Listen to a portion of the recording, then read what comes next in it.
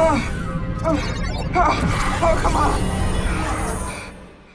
Now, many of us know Weyland Yutani as the company that has this super obsessive quest to weaponize the deadly Xenomorph species, and after Alien Earth, it seems that they want to go a step ahead. But the company, as it's often called, is much more than an alien chaser. For over 2 centuries, this British-Japanese conglomerate has quietly shaped the very fabric of human civilized space. From building starships and colonies to pioneering AI and terraforming, they've dabbled into just about anything and everything. Kinda like the Vought International of the alien universe, but much bigger in scale. And in this video, we'll see how Weyland Yutani is beyond Xenomorphs, and how its various ventures drove humanity's expansion to the stars through impossible missions, extensive enterprises, and technological marvels that defined an era. But before I take you through this journey of building better worlds, please consider hitting those like and subscribe buttons. Those 2 small clicks from you will help us tremendously in bringing you more of these marvelous videos. And now, let's begin. Core business operations. 1. Technology manufacturing and development. Before it's anything else, Weyland Yutani is a technology powerhouse. The first and foremost kind, you know what I mean? So the company became a household name by supplying advanced hardware and industrial products across known space. Its factories produced everything from starships and spacecraft engines to synthetic humanoid robots and smart computers. In fact, Weyland Yutani became the dominant manufacturer of artificial persons and successfully marketed lifelike androids for labor, exploration, and security. The David series androids, which was introduced by founder Sir Peter Weyland in the 2020s, were a breakthrough in cybernetics and AI, and their successors became even more human-like over time. Beyond robotics, Weyland Yutani's research divisions pushed boundaries in holographics, advanced materials, and weapons development. The company held lucrative defense contracts and supplied high-tech armaments and vehicles to the United America's military, especially the colonial marines. It even absorbed rival tech firms, for example, acquiring the failing Seegson Corporation's assets to eliminate competition and fold new innovations into its portfolio. From colony tractors to orbiting computer mainframes, if it was high-tech and critical to spacefaring life, chances are Weyland Yutani had a hand in making it. This vast manufacturing empire underpinned the company's profitability and gave it immense influence over human industry and commerce. But the truth is that even the most lowly of the company employees knew just how corrupt Weyland Yutani was as a company, and how they bribed officers to ensure that their ships and stuff went through checkpoints without following proper protocol, only because the company could afford huge bribes. Number 2. Space exploration and colonization. Carrying humanity beyond Earth was a defining passion of Weyland Yutani. The company poured resources into space exploration initiatives and extrasolar colonization on a staggering scale. Weyland Yutani and its predecessors pioneered faster-than-light or FTL travel, but that's not all. They even aced hypersleep stasis and terraforming, and collectively, these 3 key technologies opened the galaxy to colonists. As early as 2034, Weyland Corp launched the first FTL-capable exploration vessel, and by 2039, it had successfully terraformed an exoplanet, namely JG667cc, to support a breathable atmosphere. These advances allowed humans to reach and settle distant star systems in months rather than millennia. Under the optimistic motto, building better worlds, Weyland Yutani took charge of establishing off-world colonies and making them livable. The company's atmospheric processor plants could transform barren moons into Earth-like environments, enabling economically viable settlements on otherwise inhospitable worlds.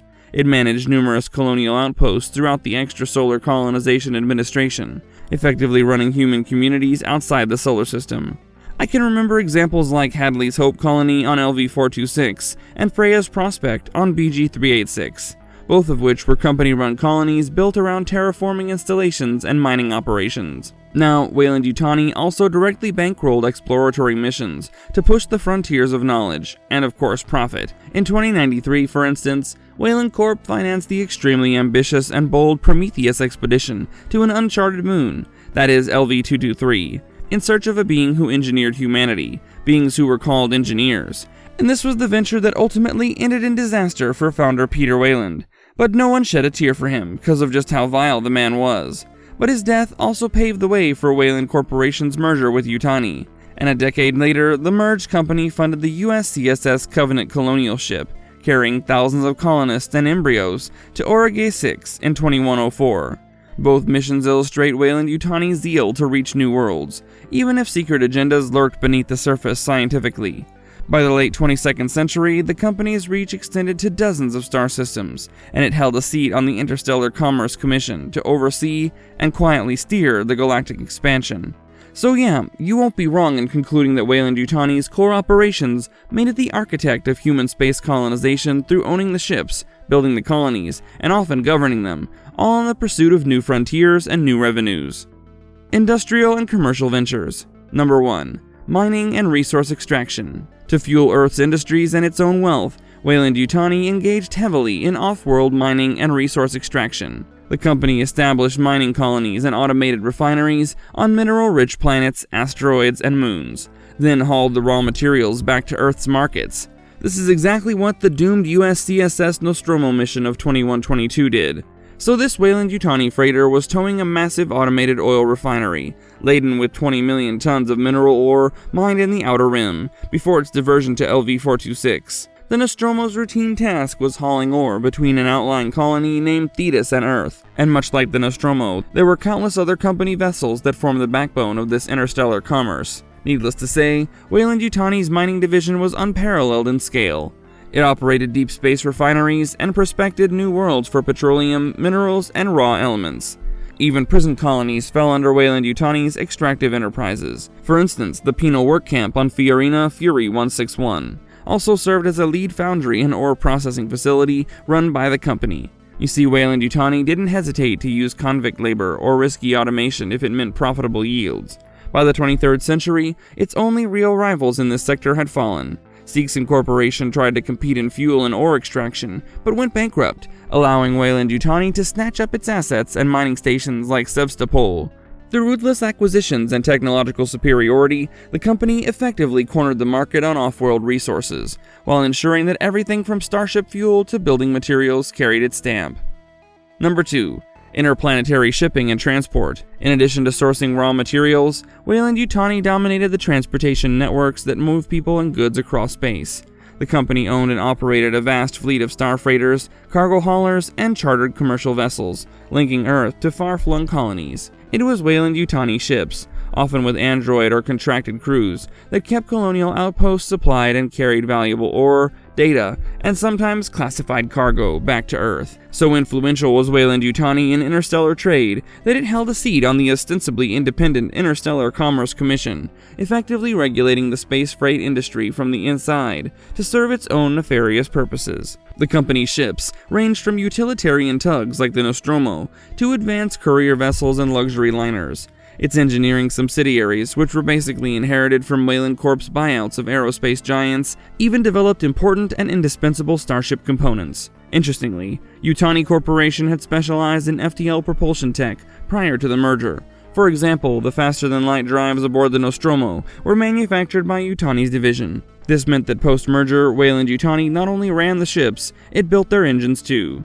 The company's influence extended to human migration as well, as it could make or break new colonies by deciding where to send its transport ships, whether it was chartering colonial marine transports or scheduling commercial passenger flights for corporate prospectors. Weyland Yutani's interplanetary logistics kept the wheels of galactic civilization turning. In simpler terms, if a colony needed it, Weyland Yutani shipped it, and it did so at a price and on a schedule that always favored the company's bottom line. Number 3. Medical and pharmaceutical research. One lesser-known venture of Weyland Yutani is its work in medical and biotechnological research. This one is almost always overshadowed by the company's infamous bioweapons agenda, but in truth, Weyland Yutani made genuine contributions to medicine and public health, especially in the early days. Weyland Corp's initial boom included what I can call a laundry list of medical patents, and even cures for diseases once thought fatal. Under Peter Weyland's leadership, the company invested in pharmaceutical labs and cutting-edge biomedical engineering. They tackled challenges like life extension, pandemic vaccines, and the unique health issues of space colonists, such as bone density loss and radiation exposure. By the late 21st century, Weyland scientists had invented the MedPod, which was basically an automated surgical and diagnostic unit capable of performing robotic surgeries and emergency care far from any hospital. These MedPods, like the 720i model, saved countless lives on frontier worlds. The company's medical division also produced pharmaceuticals and terraforming-related bioengineering. For instance, custom enzymes and microbes to tweak alien ecosystems for human farming. Of course, Weyland Yutani's ethical record in biotech is completely in the gray area. Some research inevitably fed into its dark and unethical equipments, like weaponizing alien pathogens, which is what they were probably trying to do in Alien Earth, but much of it had everyday benefits like better antibiotics, more effective hypersleep drugs, and improved prosthetics from its cybernetics program. Even Charles Bishop Weyland was known for investments in nanotechnology and pharmaceuticals alongside robotics. Number 4. Energy and infrastructure development. Weyland Yutani's fingerprints are on the very infrastructure of human society in space, including the vital areas of energy and construction. The corporation aggressively developed new energy sources to power colonies, ships, and cities. For example, Weyland Corp unveiled a revolutionary RL fusion reactor in the 21st century, which was basically a single unit that was very much capable of supplying terawatts of stable power to millions of homes. By solving clean fusion, the company became the go-to vendor for colony power plants, replacing older fission and solar farm installations. It also marketed orbital solstice solar arrays, massive space-based panels that beam renewable energy down to planets. These arrays, one of Weyland Industries' first products, eventually supplied over half the energy needs of human colonies galaxy-wide. Beyond energy, Weyland Yutani constructed the hard infrastructure that makes extrasolar life possible. It designed and built atmospheric processors, which many of us know as the huge machines that convert alien atmospheres into breathable air. And Weyland Yutani sold these machines alongside entire prefab colony modules, which basically made the company a Walmart for space. What I mean is, from terraforming outposts and hydroponic farms to water purification systems, all these nuts and bolts necessities often came off Weyland Yutani assembly lines. The company's engineering might was further strengthened by its early acquisition of major Earth firms like Northrop Grumman, Boeing, and Lockheed Martin in 2032, which gave it expertise in everything from aerospace to civil engineering. Thus, when a new colony was chartered, Weyland Yutani could offer a one-stop solution. And they drop in a fusion reactor, an atmospheric processor, habitat complexes, and even a support team of construction synthetics to get things running. Moreover, Weyland Yutani ventured into infrastructure for security and defense. It helped establish the Colonial Marines as a peacekeeping force in the early 2060s, providing equipment and training under government contract. The company built bases, fortifications, and network surveillance systems on frontier worlds, and all of these were under the guise of public infrastructure. In reality, these investments tightened Weyland Yutani's grip on colony life. From the power grid to the transit shuttles, there was scarcely an aspect of colonial infrastructure that the company didn't somehow build, own, or operate. This omnipresence ensured that humanity's expansion was literally built on Weyland Yutani's foundations. Corporate evolution and setbacks. The merger and expansion. I think if you've reached this point in the video, you know very well that Weyland Yutani didn't always exist as a single mega corporation. It was born first from a historic merger in 2099 between two ambitious precursor companies, namely Weyland Corp and Yutani Corporation. Weyland Corp, founded by Sir Peter Weyland in 2012, was a trailblazing British multinational that achieved world-changing breakthroughs, from the first commercial androids and holographic tech to the invention of FTL travel and terraforming processors. In its prime, Weyland Corp became the first company to exceed $100 billion in value within 5 years, thanks to its treasure trove of patents and scientific triumphs. Yutani Corporation, on the other hand, was a mysterious Japanese cybernetics and aerospace firm officially founded in 2074, though rumors suggest it operated secretly much earlier. Yutani's big leap came from acquiring advanced Yautja technology. Yeah, so they got a hold of a stolen alien plasma pistol, which allowed Yutani engineers to vault ahead in weapons and cybernetics research. In a twist of fate and corporate maneuvering, Yutani Corporation outbid all others to absorb Weyland Corp after Peter Weyland's death and the Prometheus mission fiasco.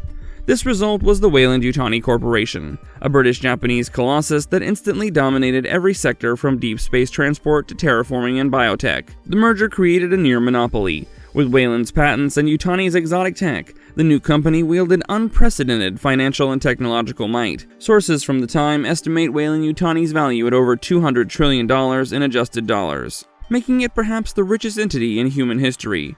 It expanded aggressively, swallowing smaller companies along the way. For instance, Weyland Yutani quietly bought out Borgia Industries, which was an American megacorp known for illicit experiments, and repurposed its stolen Predator tech to develop the Mother AI mainframes that would run company starships like the Nostromo. The company also acquired its one-time rival Seegson in the 22nd century, which I've already spoken about.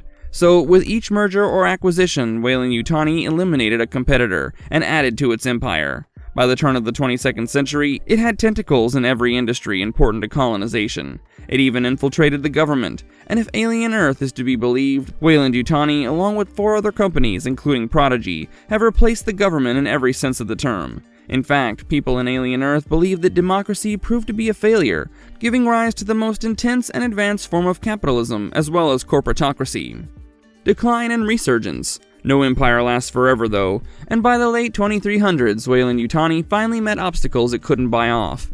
The company's decline began with political and financial setbacks in the 2290s. One of its outer colonies, New Indy, successfully sued for independence and broke free of Weyland Yutani's control. This in turn inspired other distant settlements to consider the same. Around the same time, Weyland Yutani shockingly lost a lucrative United Systems military contract for FTL drives to a rival conglomerate, a firm called Ridton. That loss dealt a major blow to profits and prestige, revealing that Weyland Yutani was not invincible. Then came the death knell in 2349. The governing authorities of the United Americas moved to outlaw megacorporations entirely. After centuries of corporate excess, legislation finally banned the huge transstellar monopolies like Weyland Yutani. The company fought the law in court for 3 years, but by 2352, the ban was upheld, and Weyland Yutani was forced to dissolve as an official entity. Thus, the great company was ostensibly dead, its assets sold off or nationalized. In one account from the time, the faltering Weyland Yutani even ended up bought out by the Walmart Corporation. Yeah, I'm not even kidding. Yet, like a resilient parasite, Weyland Yutani refused to vanish. During its supposed extinction, many of its high-level agents and executives continued operating in secret. They embedded themselves in the United Systems military, or USM, and other organizations, quietly gathering information and biding time. The company's extensive research on xenomorphs didn't disappear either, as it was partly appropriated by the USM Science Division after Weyland Yutani's collapse. In the late 2380s, fortune smiled on the company's remnants. The USM's own experiments with cloning xenomorphs, conducted on the ship Auriga, ended in catastrophe, resulting in the destruction of the Auriga and severe damage to Earth in the incident of 2381.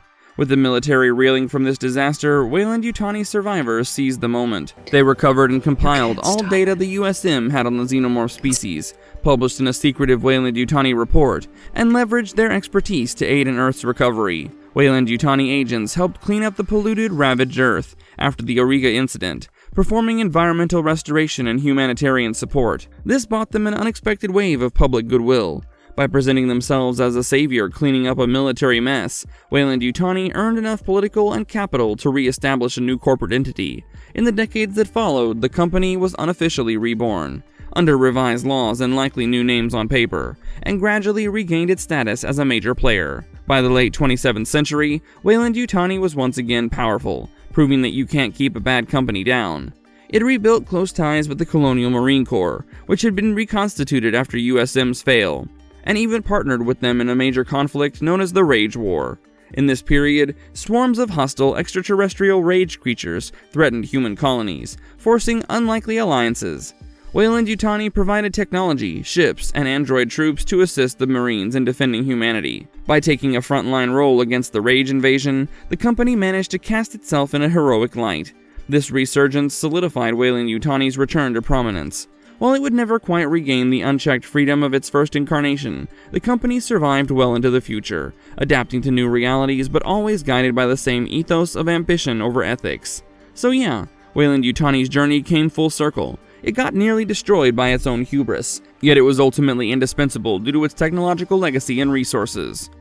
Technological legacy. Beyond its controversial experiments with alien lifeforms, Weyland Yutani's technological contributions fundamentally shaped humanity's expansion into space. Many conveniences and capabilities that people take for granted in the alien universe exist thanks to the company's innovations. So let's check out some of the most crucial pieces of tech that we can thank Weyland Yutani for. Number 1. Hypersleep for long-duration space travel. Weyland Yutani perfected the hypersleep chamber, a stasis pod that can suspend human life functions for months or years of interstellar travel. As early as 2030, Weyland scientists had developed effective hypersleep pods, revolutionizing exploration by allowing crews to survive multi-year voyages without aging. These chambers, the only devices of their kind on the market, monitor and maintain each sleeper's cells, with backup power systems that can keep a person safely in cryo for up to a century. Without hypersleep, colonial missions would be impractically slow or would require generation ships. Thanks to Weyland Yutani, however, every deep space vessel from the Nostromo to the Sulaco is equipped with hypersleep berths, making distant planets reachable in a single lifetime. This technology literally puts the stars within humanity's grasp. Number 2. Atmospheric processors and terraforming. In 2029, Weyland Corp patented the first fully automated atmospheric processor, fulfilling Sir Peter Weyland's words, "If there's no air to breathe, we'll simply have to make it." By 2039, the company had proven the concept, creating the first breathable atmosphere on an extrasolar planet, called GJ667cc, using these processors. Weyland Yutani's atmospheric processing plants became the standard infrastructure for new colonies, as seen on LV-426 Acheron, which was outfitted with a processor to gradually Earth-form the moon. These giant machines pump gases, alter climate, and even seed engineered microbes to transform barren terrain into fertile soil. Planetary engineering on this scale had never been done before Weyland Yutani. The company's terraforming technology made it economically feasible to settle worlds that were previously useless rocks. Every so-called built world with blue skies and crop fields, each one a testament to human ingenuity, in many ways owes its existence to the atmospheric processors first brought to market by Weyland Yutani. Number 3. Advanced synthetics and artificial intelligence. The development of human-like synthetic beings is perhaps Weyland Yutani's most visible legacy in everyday life. The company's research in cybernetics and positronic brains yielded androids so sophisticated that by 2060, only a small percentage of people could tell an advanced David 8 model from a real human. Weyland Yutani not only pioneered the android industry, introducing the first commercially available android in 2042, the David 4 series, but continually set the bar for AI performance and realism. Its synthetic persons, from the polite but secretive Ash unit to the loyal Bishop model, have served as scientists, soldiers, pilots, and laborers, deeply integrating into human society. The company's mastery of artificial intelligence also manifests in other ways. Starship mainframe AIs like Mother 6000 computers and smart security systems were developed under Weyland Yutani's umbrella. Even rival manufacturers ended up licensing Weyland Yutani's patents or being absorbed, e.g. Seegson simpler working Joe androids never matched Weyland Yutani's, and Seegson ultimately fell by the wayside. By pushing AI and robotics to these heights, Weyland Yutani augmented humanity's capabilities, extending our workforce, enhancing safety in hazardous environments, and blurring the line between man and machine. Every time a synthetic person tends a remote outpost, or a supercomputer charts a course through hyperspace, it reflects the company's enduring imprint on AI technology. Number 4. Faster-than-light travel and starship engineering. Perhaps no single innovation was as crucial to humanity's galactic expansion as FTL drive technology, and Weyland Yutani's role here was foundational. In 2032, Weyland Corp physicists discovered an inversive relationship between velocity and time, cracking the theoretical basis for faster-than-light travel. By 2034, the company had launched its first FTL-capable space vehicle, proving that superliminal travel was possible for humans. Weyland Yutani and its affiliates guarded the secrets of FTL propulsion closely, manufacturing proprietary tachyon shunts and gravity warp drives that became the standard in all colonial vessels. In fact, the Colonial Marines' Conestoga-class warships and commercial freighters like the Nostromo all relied on FTL drives, either developed or licensed by Weyland Yutani's subsidiaries. This monopoly on FTL tech meant the company literally drove humanity's expansion. No ship went to the outer colonies without paying Weyland Yutani in some form. The benefit to mankind was enormous. Journeys that once took generations could be completed in weeks or months. Earth to Zeta Reticuli, 39 light-years away, could be done in under a year with a good FTL engine. The opening of these vast distances fundamentally changed human destiny, enabling trade, communication, and defense across star systems. Marvelous verdict. The company did what no one else could. Say what you will about Weyland Yutani, but you cannot deny the fact that they did some really amazing and impossible things. I mean, yes, it's evil and all that, but in a very Dr. Doom or Lex Luthor kind of way. These guys were responsible for some really important things that were needed to sustain life in the far future. And without Weyland Yutani, Earth and humans would have seen a certain hindrance in survival. But hey, that's just my opinion, and I welcome criticism, so if you got any, let me know, or else just put up a show of support. If you like our content, don't forget to leave a like and subscribe to us if you haven't already. Have a good one and be safe. Thanks, everyone.